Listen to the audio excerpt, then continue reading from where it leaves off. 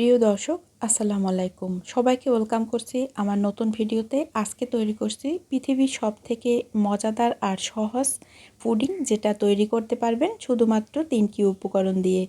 আপনার হাতের কাছে যদি 3টি উপকরণ থাকে তাহলেই কিন্তু আজকের এই মজাদার ঠান্ডা ঠান্ডা পুডিংটা আপনি বাসায় তৈরি করতে পারবেন, একদম মন আর প্রাণ জোড়ানো।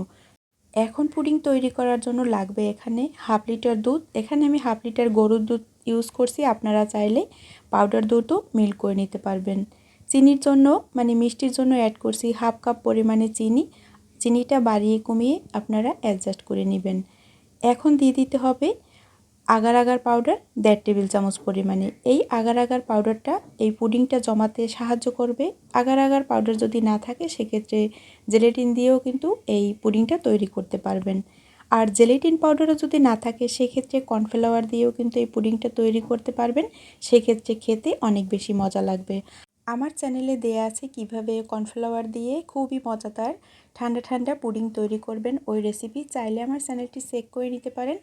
আর এখন এই পুডিংটা অনেক বেশি ক্রিমি করার জন্য অ্যাড করছি 2 টেবিল চামচ পরিমাণে কনডেন্স মিল্ক। আপনারা চাইলে কনডেন্স মিল্কের পরিবর্তে এখানে কিন্তু গুঁড়া দুধও ইউজ করতে পারবেন। আপনাদের ইচ্ছা মতো 2 টেবিল চামচ অথবা হাফ কাপ পরিমাণও অ্যাড করতে পারবেন। তো আমি আজকে আগেই বলছি যে অল্প উপকরণে আর শুধুমাত্র 3টি উপকরণেই কিন্তু এই পুডিংটা তৈরি করে দেখাবো, তাই আর বেশি উপকরণ অ্যাড করছি না। এখন অপেক্ষা করছি নেড়েচেড়ে চুলা জ্বালিয়ে বলক আসা পর্যন্ত। আর এর মাঝে কিন্তু একবারও নাড়াচাড়া বন্ধ করা যাবে না, অনবরত নেড়েচেড়ে তারপরে বলক তুলে নিতে হবে। আর যদি নাড়াচাড়া বন্ধ করে দেন সেক্ষেত্রে দেখা যায় দলা পেকে যেতে পারে, তাই অনবরত নেড়েচেড়ে এই দুধটা জাল করে নিতে হবে। আর আগার আগার পাউডার অ্যাড করার পর বলক আসার পর বেশিক্ষণ জাল করা যায় না, সেক্ষেত্রে কিন্তু এই পুডিংটা অনেক বেশি শক্ত হয়ে যেতে পারে। তো দুধে বলক চলে আসছে। তো বন্ধুরা, আমার চ্যানেলে যদি আপনারা নতুন এসে থাকেন আর আমার ভিডিও যদি আপনাদের এতটুকু ভালো লেগে থাকে, প্লিজ আমার এরকম মজার মজার আর সহজ সহজ রেসিপি পেতে চাইলে আমার চ্যানেলটি সাবস্ক্রাইব করে আমার পাশে থাকতে পারেন। এখন চুলাটা আমি বন্ধ করে দিব। আর এইদিকে কেকের একটি মোল্ড নিয়েছি, এই মোল্ডে আমি পুডিংটা আজকে সেট করব। আপনারা চাইলে যে কোনো মোল্ডেই কিন্তু এই পুডিংটা সেট করতে পারবেন। এখন এক সাইডে রেখে অপেক্ষা করব 30 মিনিটের জন্য। ফ্রিজে রাখতে হবে না, শুধুমাত্র বাইরে রাখলেই হবে। এটা শুধুমাত্র ঠান্ডা হলেই কিন্তু পুডিংটা সেট হয়ে যাবে। এখন মোল্ড আউট করে নেব। একটি নাইফের সাহায্যে একটু চারপাশ থেকে ছাড়িয়ে নেব, খুবই সতর্কর সাথে, যাতে পুডিংয়ের শেপটা নষ্ট হয়ে না যায়।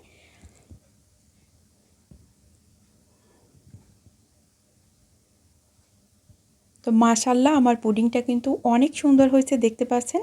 আর কোনো পাশ থেকে কিন্তু ভেঙেও যায়নি। এখন উপর থেকে গুঁড়া দুধ একটু ছড়িয়ে দেব, এতে দেখতে অনেক বেশি ভালো লাগবে আর খেতেও খুবই মজা লাগবে।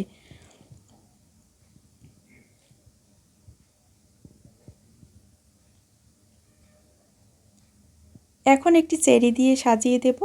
তো কেটে শেয়ার করছি আপনাদের সাথে। তো দেখেন যে আজকের পুডিংটা কতটা সুন্দর হয়েছে। আশা করি আজকের রেসিপি অনেক বেশি ভালো লাগবে। আর রেসিপিটি ভালো লেগে থাকলে প্লিজ এরকম মজার মজার রেসিপি পেতে আমার চ্যানেলটি সাবস্ক্রাইব করে আমার পাশে থাকবেন। জানাতে পারেন বন্ধুরা আপনাদের মূল্যবান কমেন্ট বক্সে মতামত। দেখা হবে নতুন পর্বে নতুন ভিডিওতে। ততক্ষণ সবাই অনেক বেশি ভালো থাকবেন। আর এই পুডিংটা ফ্রিজে রেখে খেতেই অনেক বেশি মজা লাগে ঠান্ডা ঠান্ডা। সবাই ভালো থাকবেন। আল্লাহ হাফেজ।